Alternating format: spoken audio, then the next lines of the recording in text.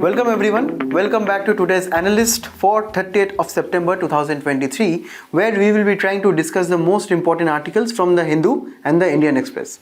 So, looking at the table of content, we find that the first article is about Delhi government's winter action plan. The next article will be regarding the age of consent, which is a debate which is going on in the recent cycles. Next, we will be trying to discover what is electoral bonds and some of the issues related to them. And then we will be going to discuss what in an electronic first information report or e-FIR. And finally, we will be concluding the article with the windfall tax in India. Now, beginning at the very first, I want to tell you that the handout for this discussion is available in the description below, so to check it out. And the first article is about the Delhi government's plan to bring an winter action plan. And this is very important for our syllabus because in GS3 we have something known as environmental pollution and degradation. See, the context is that a 15-point or a 15-point agenda has been declared by the Delhi government specifically to curb the menace of air pollution during the winter's month in Delhi. Now, since the last 5 to 6 years, Delhi usually faces a severe kind of air pollution during the months of winter. And here, if we try to analyze the number of days on which the air quality index showed very poor and severe conditions of air pollution in New Delhi, we can find that since the year of 2020, the number of very poor and severe days have been kind of increasing over a period of time. And these are generally attributed to a multiple amount of causes. The very first two causes are about vehicular and industrial emissions. See, Delhi is the national capital of the country. And here, many people reside in for their economic activities, for various purposes. And that is why we have a lot of cars, bikes, transportation within the city, and also there are a lot of industries which are located between the cities also and on the outskirts of the NCR and adjoining regions also. And the vehicular and industrial emissions release various amount of pollutants into the atmosphere. The primary pollutants are the PM or say particulate matter 10 and also particulate matter 2.5, which are very dangerous kinds of pollutants which aggravate the air pollution. Apart from this, we also have sulfur oxides, nitrous oxides, right? We have carbon oxides of carbon monoxide, carbon dioxide, right? Though carbon dioxide is not an air pollutant, but we have these much of several air pollutants apart from the volatile organic components. Then we have also other pollutants in form of ozone. So these are all the air pollutants which aggravate the already deteriorating air quality in New Delhi, right? And over the period of time, the number of vehicles and the number of industries are increasing, leading to an increased amount of pollutants. Now, the third reason is that when these pollutants, right, during the winter months, when these pollutants interact with the cold air, right, and with the sunlight, they create a very dangerous smog, right, which is just smoke and fog. The term contains smoke plus fog. That means already we have smoke conditions due to heavy pollution, and above that we are combining the fog conditions of the winter months. So we are getting a dangerous combination which is known as smog, and this is causing various amount of health diseases between the various peoples. Then we have a severe incident of crop burning. See, the adjoining region of New Delhi contains states of Uttar Pradesh, Punjab, Haryana, and here most of the Kharif crop harvests are actually completed by the December months. And when the farmers are done with the harvesting, they have something left with residues. So there are various kind of crop residues which the farmer do not generally need for their marketing purposes. So these residues are generally left on the field, and they want to cultivate for the Ravi seasons also. The Ravi crops also they want to cultivate, particularly the wheat, and they want these residues to be cleared from their fields as soon as possible, and that is why they ignite fires. They burn those residues, and these residues, when they are burned, they again release these emissions. And Delhi being at the center point of the states, all of the smoke from this residue come hustling towards the national capital region of Delhi, and this further multiplies the air pollution. Then there are also some isolated incidents of some dust pollutions which come from the Middle East, right? So there are some dust storms sometimes, not in all of the years, but some of the times the dust storms carry heavy amount of sand and dust particles from the Middle East regions, right? Then during the winters, the wind speed in Delhi is also very low, sometimes zero also. And what happens if there is no wind? If there is no wind, the pollutants in the atmosphere will be remaining stagnant, will be remaining there, and they will be combining with the atmospheric conditions, right, to become more and more polluted in that particular region. So when wind is not there, the pollutants are not being blown away into the other regions. So this is being stuck in this region. Then Delhi is a landlocked region, we know. Apart from that, the very topography of Delhi is also very unique, right? The smoke comes from the adjoining regions. The particulate matter, the cold air settles, because apart from the adjoining regions, we can understand that Delhi is quite low lying. So that is why most of the surrounding smoke, most of the cold air, they subside in this particular region. So that is why we have several issues. See, the sources of pollution we have identified, right? The vehicles, the industries, the atmospheric conditions in Delhi, right? They mix with each other and they release these kind of pollutants, right? And these pollutants have several impacts. The most, foremost impacts that even the Supreme Court of India over the last few years have been very concerned is of the health issues that this pollution is having on the Delhi residents, mostly in form of lung diseases, asthma, right? And even in some cases when a person who did not even smoke for even one time in their lives, they were also admitted at hospitals with very low oxygen levels. Right? This means that the quality of life due to air pollution, particularly in the winter months in Delhi, becomes very, very low. And the various impacts are evidently seen in cases of lung disease and even heart attacks and even death sometimes. Then it can also be attributed that air pollution can be aggravating the climate change, because we understand when more and more emissions take place from vehicles and industries, it contributes to more and more amount of pollutants into the atmosphere, into our water bodies, and this will be furthering the process of climate change. Correct? Then the environmental damage that comes from this, right? Particularly the Yamuna river, the smog that is prevalent everywhere in New Delhi up to even afternoon, right? This is the environmental condition, and this impacts not only human beings but also animals, particularly birds, right? So the overall environmental impact is also very worse. Then the economic impact will be very evident, because we understand that when people are not healthy in this particular condition, when due to severe, very severe air quality, even the elderly, even some of the healthy people, they cannot go out to work, then it will be leading to loss of economic opportunities, loss of economic incentives to work, because people first need to stay healthy, right? So it will be also leading to economic impacts. So that is why over a period of time, the Delhi government, also the government of India, have taken some steps, some initiatives towards this. See, there is a commission for air quality management. Commission for Air Quality Management will be the coordinating agency of implementing most of the environmental schemes, policies in the NCR or National Capital Region of Delhi.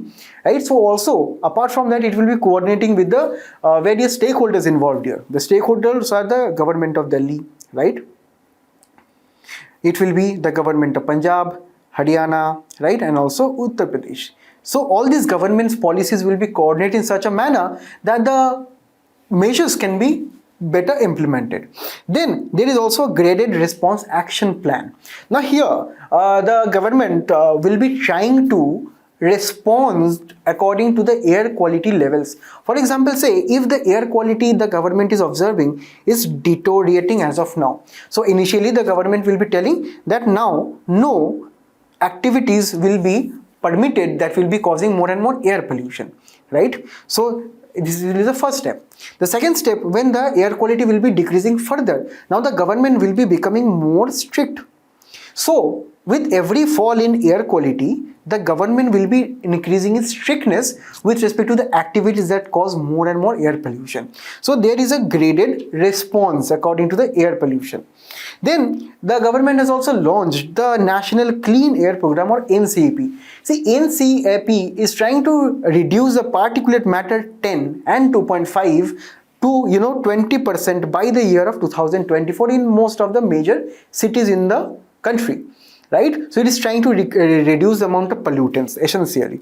Then government is also taking two kinds of measures with respect to stubble burning. First, the in situ, or the problem is settled at the fields themselves. That means the problem of stubble burning is being settled at the farmers' fields. So we know the problem is due to residues. So what we can do, we can combine something known as PUSA biodecomposers. This is a special chemical which is available in small bottles, right? So we can spray this on the crops. The crops will be automatically decomposing and mixing with the soil, making it manure, which is good for the fertility of the soil. So this is a very good way of doing away with the residues at the field itself.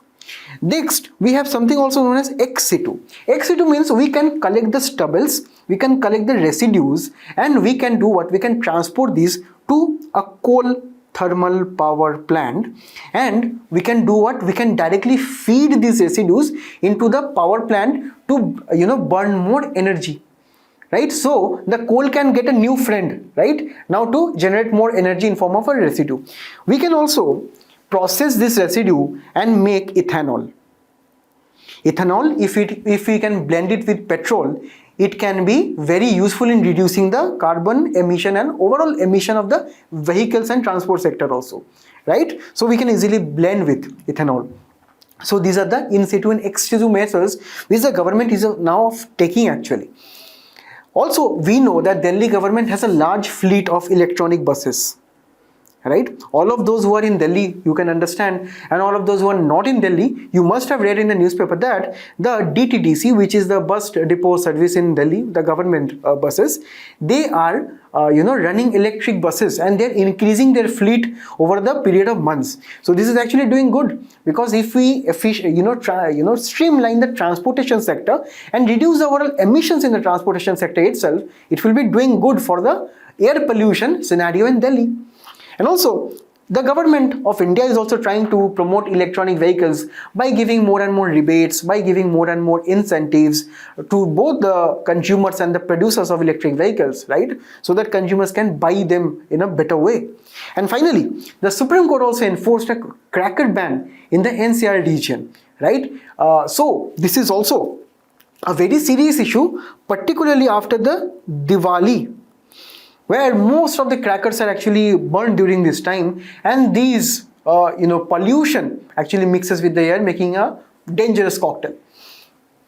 Now, apart from this, the government of Delhi has recently come up with this winter action plan, and here there are actually 15 points here, but I have selected most of the important sections. And let me tell you, in any of the environment answers, please do actually try to memorize, or say keep these things in your mind, so that you can have a guiding light of how to give a way ahead, or how to suggest the measures of solving pollution issues in other cities apart from Delhi also. So see, the very first thing that the Delhi government will be doing will be identifying 13 air pollution hotspots, right? It will be trying to identify from where the air pollution is actually seeing the highest decline in air quality. Next, it will be using the PUSA biodecomposer, right? As we can see here, this is a small bottle. If we just need to take a few drops of it and mix it in water and spray it over the residues. Then the Delhi government is also trying to check the construction sites, and all these construction sites have to register on a web portal, because construction sites also release a heavy amount of dust. So this dust mainly from the PM10 pollutant. Correct? So all of these construction sites will be kind of listed on a web portal. Then there will be anti-smog guns, road sweeping machines, water sprinkling machines. Essentially, you all must have seen this kind of machines, right? They have this water tank here, and they have some fancy fan, right? This kind of a fan. So what it happens that the water tank, right, the water is actually blown into this fan, and very fine droplets of water is actually sprinkled all over the air, right? Now water that is a fine, sprinkled in form of a mist, it interacts with the pollutants, it sticks with the pollutants and settles on the road. So these machines will be doing these innovative things, and you will be seeing in the winter months that these vehicles will be present more and more in the Delhi streets. Then it will be also checking the PUC certificates or the pollution certificates of the vehicles, so that older vehicles can be kind of gradually phased out, because older vehicles pollute more. Then there will be a total ban on open burning of garbage. Then there will be a green war room, which will be a specialized room, right, where most of the government officials, the various experts, they will be discussing, they will be monitoring the scene in Delhi with respect to air pollution, and they will be taking swift actions. Then there will be launching a, there is already a, mobile application on the Green Delhi app. Then a complete ban of firecrackers will be again extended in this year Diwali also. Then around 1 crore plant samplings will be planted to sequester, to take in more carbon dioxide from the atmosphere. Then there will be also an e-waste eco park. This will be promoting the sustainability and also the leisure of the people, so that people can go to the park and admire these e-waste products. Then there will be some awareness campaigns such as red light on, gadi off, which will be spreading awareness that, right, when the red light is on, we must switching off the engine of the car to reduce the emissions, right? Then there will be also strict implementation of GRAP that we've discussed below. So the way ahead is that a study found, recent study found that in Delhi, most of the reasons of pollutions, or 69% of the reasons of pollutions, come from outside of Delhi, such as stubble burning, right? Such as cold winter conditions creating a unique location for Delhi, right? So we have to understand that though we have to implement better policies in New Delhi, problems also lie outside. So there has to be a better coordination, right? There has to be better coordination between the various stakeholders involved in this issue. Then the stubble issue that we can understand is also not an issue that Delhi itself is responsible for. The states which we have discussed above, they are also responsible for. So they will also have to be taking some steps. This is for the greater good of the people. Then there are some political issues also between the governments of the Delhi, between the governments of the center and Delhi, between governments of Delhi and the rest of the states. So there are some political issues which impacts this coordination. So these must be weaned out as much as possible, right? And finally, we must be understanding that the vulnerables, like our elderlies, like the children, they lose crucial years of their lives due to air pollution, right? And some of them even lose their lives. So we must be understanding that the focus must be on these vulnerable people and also for the overall human health at large. So there must be efficient collaboration, and we hope that this thing will be effectively counted in. Now the next article is about the POCSO Act. The context explains that the age of consent is very important in this article. Now before discussing anything, let us discuss what is age of consent. See, age of consent is the age at which an individual is legally capable of agreeing to any sexual activities, right? Such as sexual intercourse. Now, these sexual activities require some degree of maturity. I hope you will be understanding, right? So, according to the government of India, according to the latest legislation which we have under this, the protection of child from sexual offences that age of maturity, that age of being legally capable of agreeing to any sexual activities in India as of now, it is 18 years for both males and females. That means under this age, right, any sexual activity, even if it is consensual or it has been done with the consent of the consenting individuals, that is both the male and females, it can be considered a rape. So this is a very important legislation, and why it is important, you may understand or appreciate the fact that the Indian society is a traditional society, and let us forget the Indian society as a whole. See, the act of sensual activities, the act of the sexual activities is a very cultural thing. It varies from culture to culture. The Western civilization or the Western culture may see it as a different manner. The Indian civilization may see this in a different manner. But it is inherently a very cultural aspect. Now, we have to understand that the situation of this age of consent in India has actually evolved over a period of time, and that is also based on culture. If we start from the very beginning, right, in 1860, the age of consent in India, when the child marriages were very much common in India at that time, the age of consent was 10 years. Why? Because back then, age of consent was actually linked to marriage.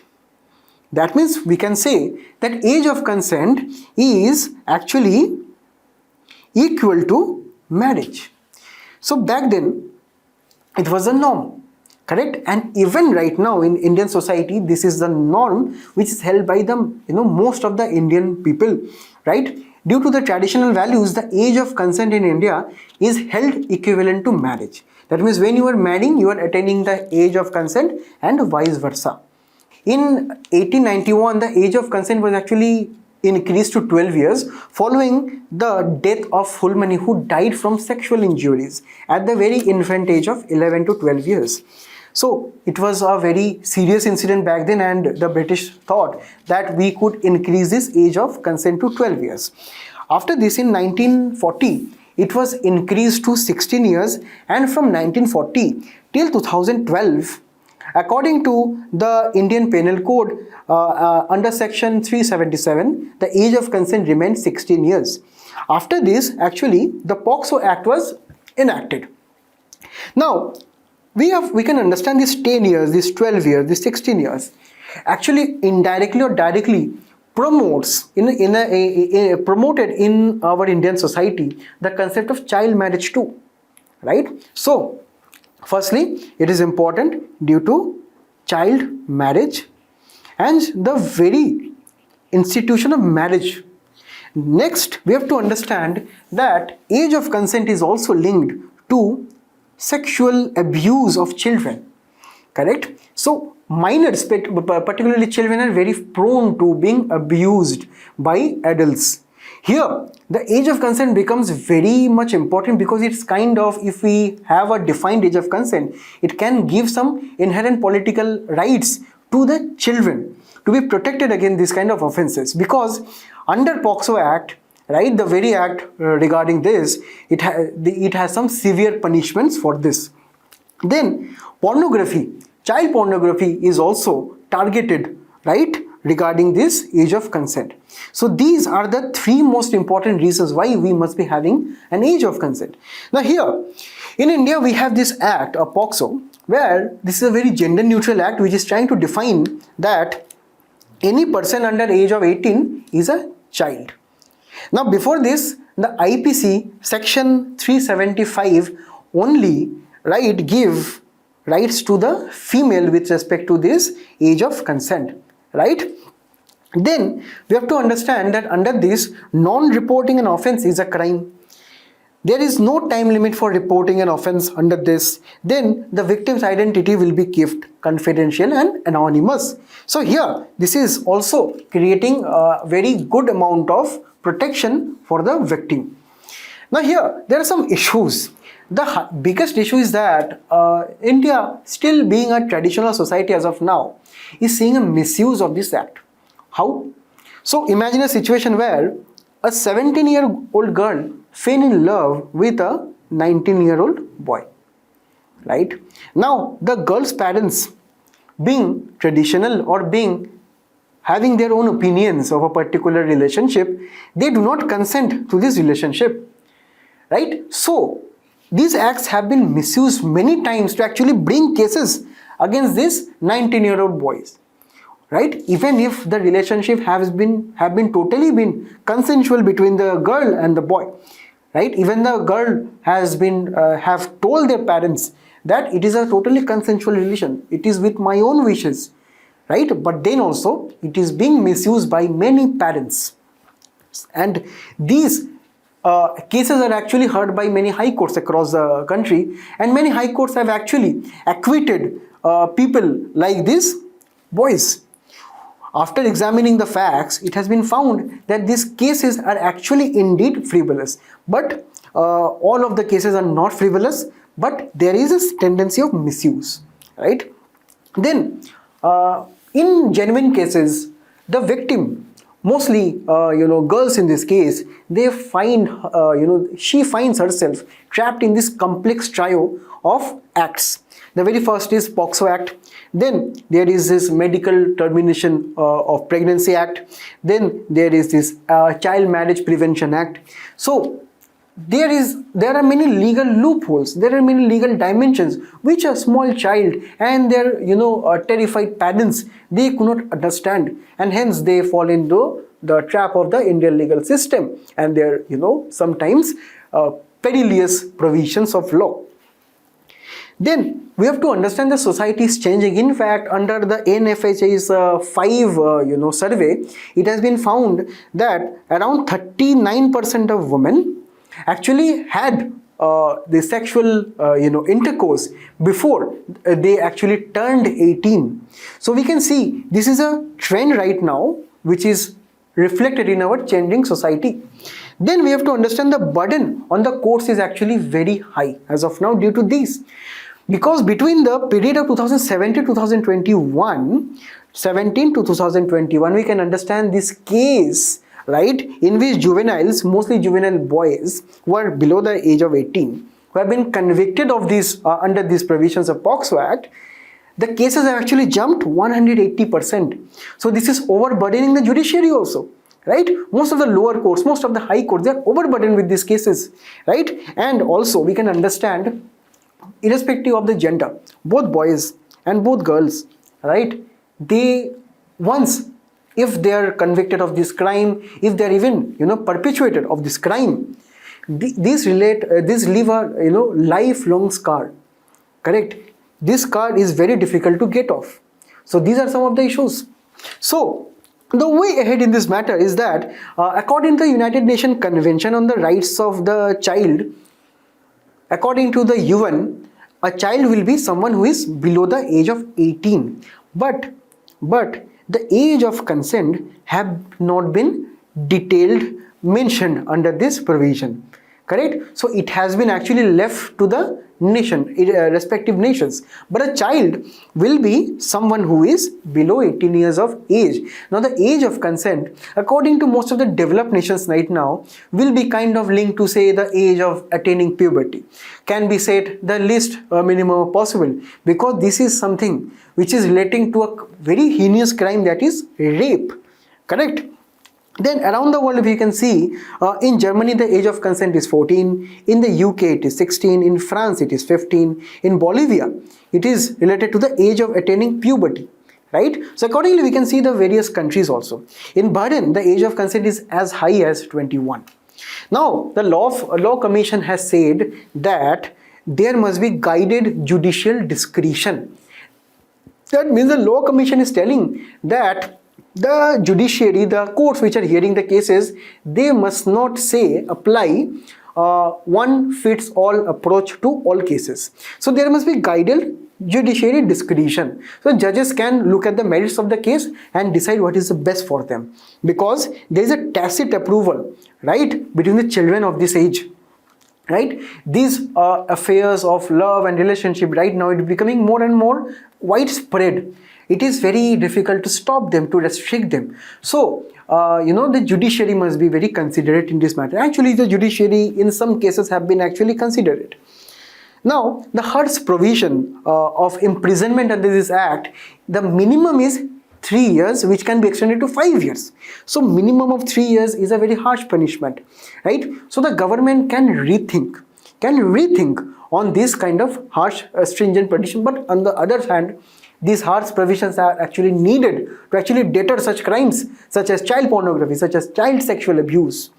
Then there is a need to educate both the parents, both the relatives, and also the children also while they are studying in school. Say after the ages of 15 years, 16 years or 17 years, they must be educated of these various provisions. And finally, there should be various special courts, fast track courts to actually expedite the process. Next, we have this issue of these electoral bonds which have been issued and will be going on sale between October 4 and October 13, right? Now, electoral bonds are very important discussions because it is there in our GS2 syllabus under the Representation of People Act 1951. Now, the thing is that every election, right? Every election in the entire world since the ancient times where elections were direct and indirect of various natures to even our modern elections, political parties or candidates, independent candidates, they require funds to contest elections.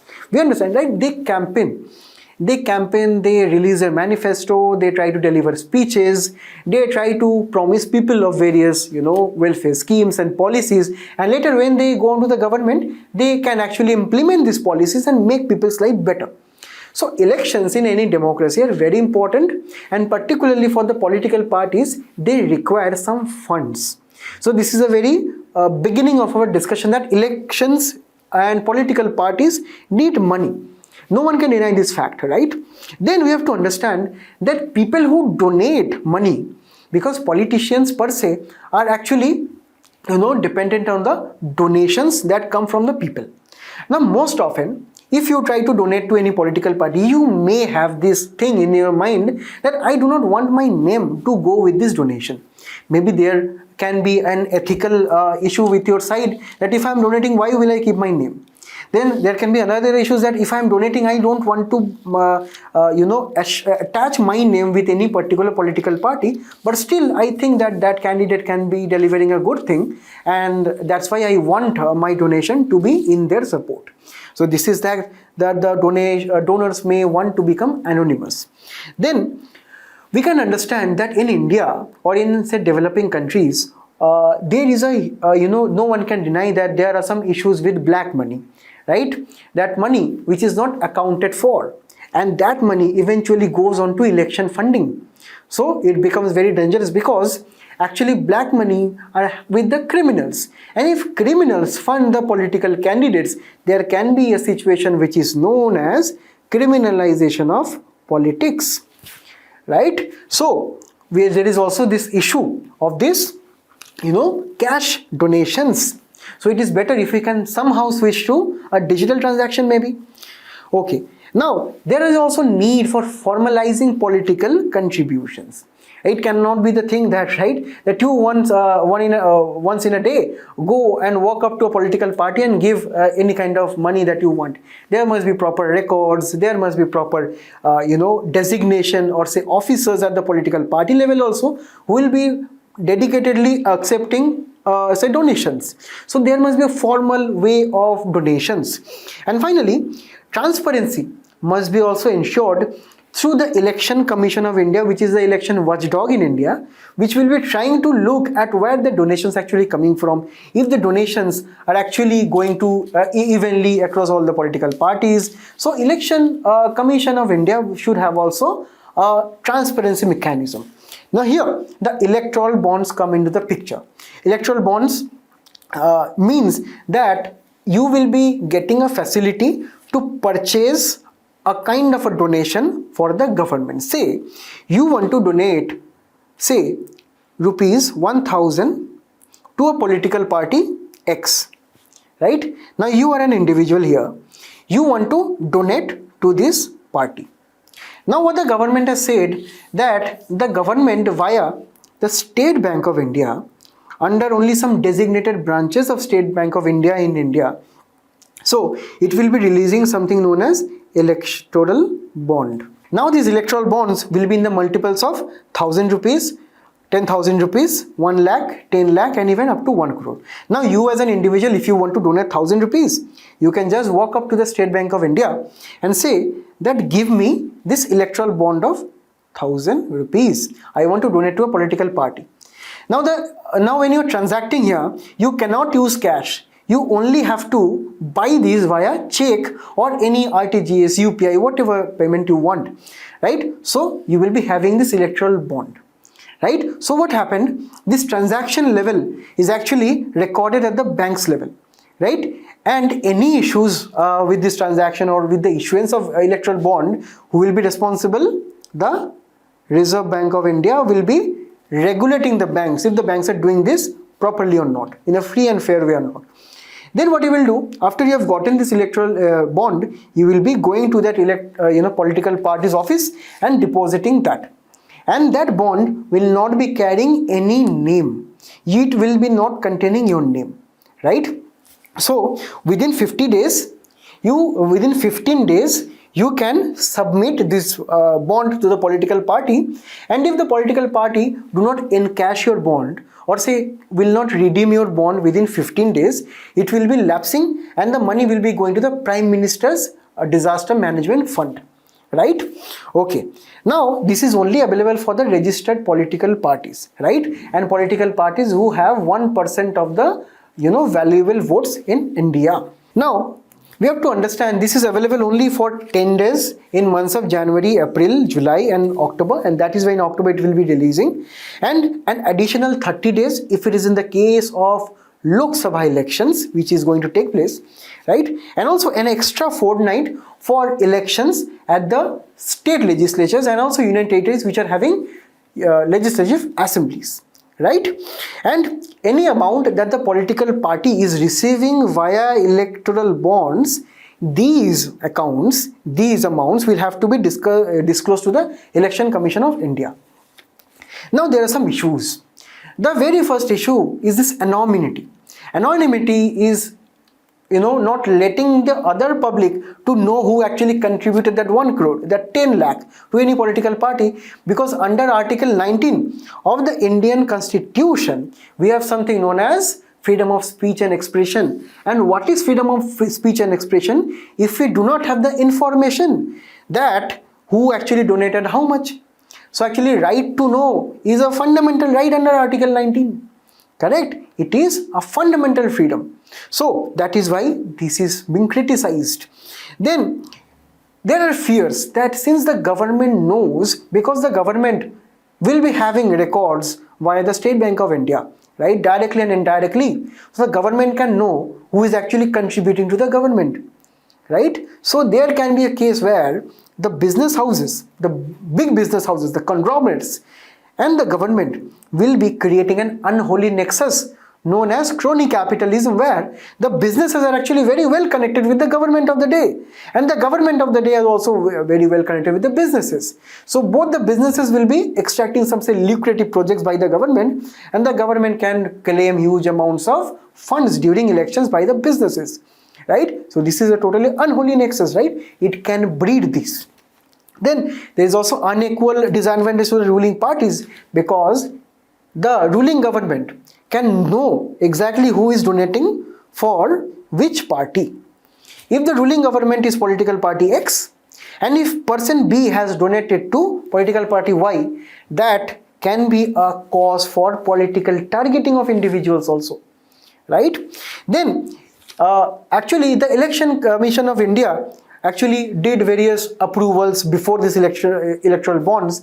Now with this, the political parties only have to file their annual reports to the Election Commission of India according to the electoral bonds that they received in this year. But Election Commission of India is not involved in the approval of bonds. If the party can get any bonds or not, it is not doing that. It is actually subverting or bypassing the Election Commission of India. So it raises the question, are the electoral bonds free and fair in nature for every political party, right? So what happens to the other political party? What happens to the political parties who are not recognized? They also need funds, right? It is also under Article 14 that we have the right to equality, right? What happens to the equality provision here? So we are telling only registered parties will be getting. What about the other parties, or what about the other individuals who are genuinely doing want to do good for the people? So they will not be getting this facility because only registered parties will be getting this. So the way ahead is that we must be trying to making this process less opaque. According to various experts, it has been the opinion. Then there must be a national electoral fund. A former chief election commissioner told that according to the votes that a particular political party will be getting in the elections, they will be getting the funds which will be held at the national level, right? So the entire nation, there will be a fund according to the votes, according to the percentage of votes that those political parties will be getting from these funds. So it makes sense actually. Then there must be informed choice of voters, because voters have a right to know about their political parties, about their candidates. So the voters have this choice of knowing their political candidates. And we have to understand the health of the democracy is also very important, right? Because this issue is related to electoral funding, which is the nerve of any elections, right?